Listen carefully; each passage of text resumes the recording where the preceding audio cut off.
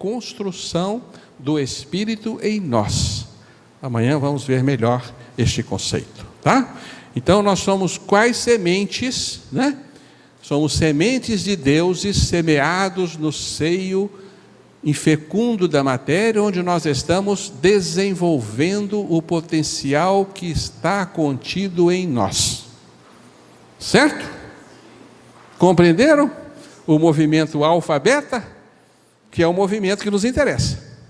Nos tornarmos cada vez mais seres espirituais, cada vez mais com a consciência mais dilatada e cada vez menos grosseiros, cada vez menos matéria. Portanto, a vida é um movimento de espiritualização, de transformação de matéria em espírito. Está claro isto? Não é o que estamos fazendo aqui? Né? Em vez de ficar assistindo o Hulk, hoje é o dia do Hulk, né? Vamos transformar mais rapidamente as potências do nosso ser em consciência. Né? Então, este é o movimento beta-gama, né? Que é a extração cinética, onde o jovem vai se transmutando em todo o seu potencial biológico, na velhice, dotada de maior expansão de consciência do que a criança, né? Esses três elementos, essas três manifestações da substância, elas não existem isoladamente. Nós a isolamos, espírito, energia, matéria, apenas para compreendermos. Porque é impossível nós separarmos essas três manifestações das substâncias. Elas estão consubstanciadas numa única manifestação. Por isso, em qualquer instância, nós seremos ternários. Nós seremos sempre alfa, beta, gama. O que muda é a proporção entre cada um desses elementos. De forma que no átomo, na matéria bruta, nós somos muito gama, beta intermediário e pouquinho alfa. A consciência que está presa no átomo é mínima, né? À medida que nós vamos evoluindo, o alfa vai se engrandecendo, vai se dilatando, às custas da redução dos outros potenciais. Então, paulatinamente, nós vamos reduzindo a nossa manifestação física e aumentando a nossa manifestação espiritual. Mas seremos sempre três elementos. Porque assim fomos criados, assim é de nossa natureza, que é a natureza divina. E Deus se expressa, né, nessas três manifestações da substância. Tá? Só que em Deus a gente não sabe o que é essas três manifestações. Em nós é matéria, energia e espírito. Tá bem? Mas Deus não é matéria, né? A Trindade divina vai se expressar numa outra realidade que nós não compreendemos. Tá claro isso? Tá? Então nós não vamos existir em estado de puro alfa, como falamos de espírito puro. O espírito ainda detém a matéria como potencial. E detém a potencialidade energética como potencial. Tá certo? De forma que nós não separamos os três elementos, alfa, beta e gama, que vão evoluir conjuntamente, né? Ao longo da evolução, nós vamos assistir um paulatino dilatar de alfa, né? De forma que esse novelo dessas três substâncias vão estar sempre presentes. Muito bem. Então, agora nós partimos por um outro capítulo, outro conjunto de capítulos da grande síntese, que vai do 11º ao 20º, onde o Balde vai nos falar do nascimento e da morte do estado gama. Depois, a grande síntese vai nos falar do nascimento e da morte do estágio beta, para enfim nos falar do nascimento e da morte do estágio alfa. Morte aqui entre aspas, que é a transmutação, tá? Então agora nós vamos estudar com a grande síntese o desenovelar dessa condensação alfa, beta, gama. Agora nós vamos estudar beta, gama, beta, alfa, que é o tema da grande síntese. Então o Balde vai nos explicar que quando a manifestação da substância se transmuta em matéria, se condensa no seu estágio máximo de manifestação, ela sofre um processo de diferenciação e individuação, ou individualização. Ela se individua, ela cria tipos individuais. Então a matéria não vai ser uma manifestação igualitária em todas as suas instâncias, ela vai formar tipos, vai formar famílias de elementos, né? Tá claro?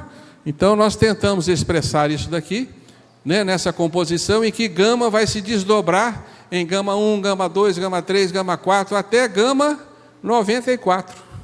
Por que 94? Porque no universo existem 94 tipos de elementos, né, que vão do hidrogênio ao urânio, né, na tabela dos elementos naturais. 92? Você me desculpa, viu? Vamos corrigir isso aí, né? Tá? Eu achei que era 94. 92 elementos naturais, depois são os transurânicos, né? Exatamente, né? São os elementos instáveis, né? Então há aqui um processo de individuação com formação de tipos ou de famílias, que são os elementos naturais que existem no nosso universo, né? E o nosso Atílio nos está ajudando aí com os 92 elementos naturais, né? Tá bem? E esses elementos naturais vão ter uma formação muito interessante, em que eles vão promover, então, ao longo da manifestação da matéria, um fenômeno de nascimento, desenvolvimento, maturação e morte. Isso é muito interessante, porque os mesmos princípios que conduzem à vida biológica conduzem também os elementos na matéria. A matéria vai nascer, crescer, desenvolver-se, diferenciar-se, envelhecer e morrer, né? Fazendo o ciclo de tudo que existe no universo. Então nós vamos assistir uma condensação da matéria e uma descondensação da matéria, né? Refletindo o ciclo da substância. A matéria vai se condensando, embatumando os seus elementos, criando elementos atômicos cada vez mais pesados, né? A partir do hidrogênio, o hélio, o lítio, e vai assim, né? Formando a tabela periódica dos elementos, num processo que a grande síntese chama de estequiogênese. É uma palavra assim que, né? Ela incomoda o nosso ouvido, né? Estéquio é elemento, gênese é formação. Então é o processo de formação dos elementos que a ciência hoje chama de nucleossíntese, que é síntese dos núcleos atômicos, né? Que é formado nas fornalhas das estrelas, né? Por força gravitacional, vai embatumando as partículas atômicas, né? E formando assim o hidrogênio, né? O deutério, até o hélio, vai assim, como você já nos explicou, né? Tá certo? É a nucleossíntese que existe hoje no interior das estrelas, existiu nos primórdios do universo. Quando o universo se formou, logo depois do Big Bang, né?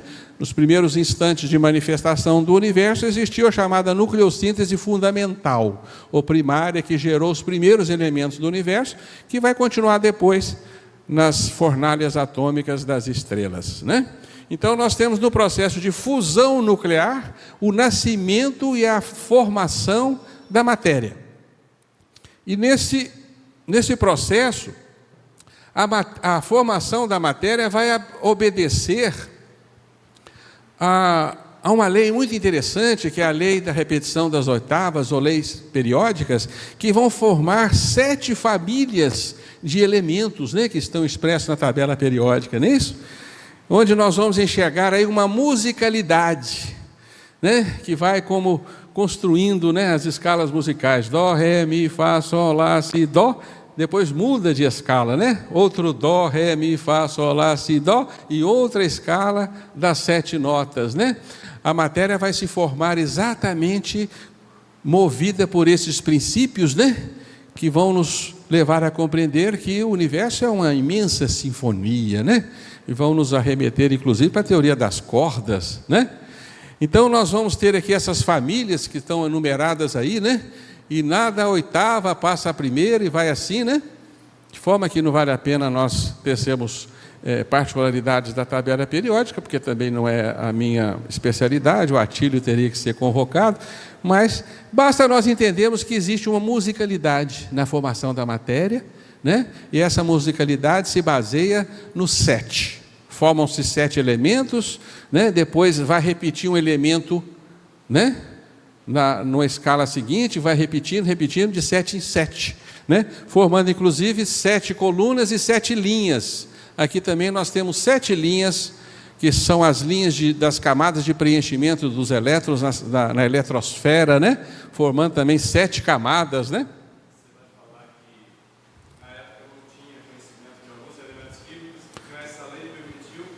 Exato, o Mendeleev, né? Exatamente. Ele foi construindo essa ciclagem, viu pontos vazios.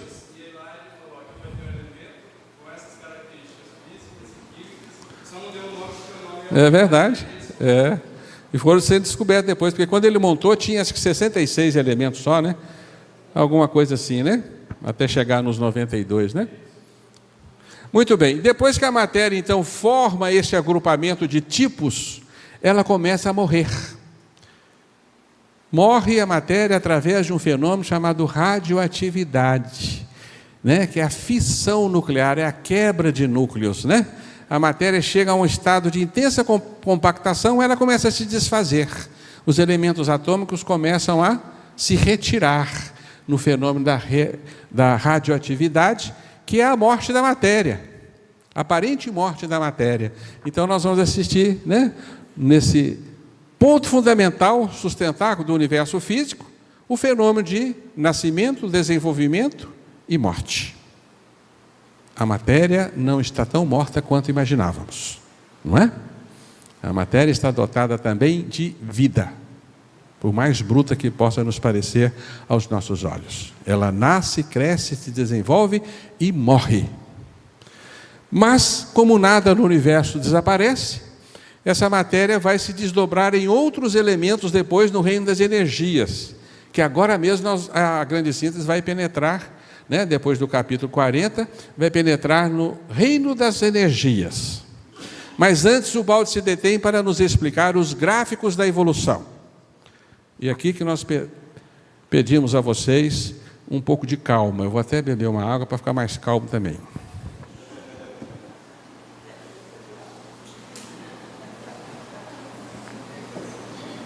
Vamos falar mais devagar, né? Não é bem isso, meu bem? Acalmar um pouco, né? A nossa luta é contra o relógio, né? Pois bem, nós temos que enfrentar esses gráficos, né? Não tem jeito, né? Vamos devagar com eles? Ainda que eu não tenha tempo de falar de todo o resto da grande síntese, porque o resto da grande síntese é muito fácil. O que tem de mais difícil, depois da equação da substância, são os gráficos. Vamos compreender como que eles estão formados, tá? Vamos fazer esse esforço, porque isso faz bem para o nosso intelecto. À medida que a gente se esforça para entender a realidade, nós estamos nos aproximando da inteligência divina e nos aproximando de Deus, né? Que é o fim último da evolução. Muito bem. A evolução se expressa num gráfico muito simples, em que nós colocamos nas coordenadas, né, na ordenada e nas abscissas, né, a evolução e o tempo. À medida que o tempo passa, né, à medida que o tempo avança, a evolução ascende por uma linha, que aqui vai de 0 a x, né? O x aqui, por enquanto, é o infinito. Evoluindo do estado de matéria, energia, espírito, ascendendo progressivamente. Né? Tá certo? É o gráfico mais simples da evolução. Uma linha que sobe, né? E assim se processa a evolução, uma linha que sobe continuadamente. Certo? Com o Baldi, nós vamos aprender alguma coisa a mais. Primeiro que, à medida que a evolução se processa, esses 3 elementos se expressam em reinos, que o Baldi chama aqui de ômega 1, ômega 2, ômega 3, ômega 4, ou criação A, B, C, D. Poderíamos considerar aqui reino mineral ou elementar, reino dos cristais, reinos dos vegetais, reino dos animais, reino dos homens, etc., né? Que são as criações que vão surgindo ao longo do desenvolvimento da matéria ou ao longo da evolução, né? Vão surgindo essas criações, né? À medida que a evolução se processa, tá certo? Ao longo do tempo, né? Muito bem, e essas criações vão se formar sempre de evolução desses elementos, evolução de gama, evolução de beta, evolução de alfa, né? Esses três elementos, como eu disse para vocês, estarão sempre juntos, um desdobrando-se no outro, desdobrando no seguinte, assim sucessivamente. Só que a evolução, como vimos, ela não se faz só de um movimento de subida, ela se faz de um movimento duplo, de contração e de expansão. Não foi assim que vimos no ciclo da substância? Há um pulso de contração e um pulso de expansão. Portanto, as forças evolutivas, elas se alternam com forças involutivas. A expansão da evolução vai alternar com uma contração das forças da evolução. Então, a evolução não é um movimento perfeitamente retilíneo. Ela vai ser uma alternância de um movimento de contração com um movimento de expansão, onde nós vamos configurar aqui, né, o menos y menos x, a gama, gama, beta, alfa, até a mais x. São as letras que o Baldi utiliza, onde nós vamos ver então a fórmula conjugada da evolução, porque a evolução vai se fazer então de um movimento de expansão e um movimento de contração, um movimento de expansão e um movimento de contração, né? Representando alfa, beta, gama, gama, beta, alfa, alfa, beta, gama, gama, beta, alfa, alfa, beta, gama. Está claro? Portanto, nós vamos compreender que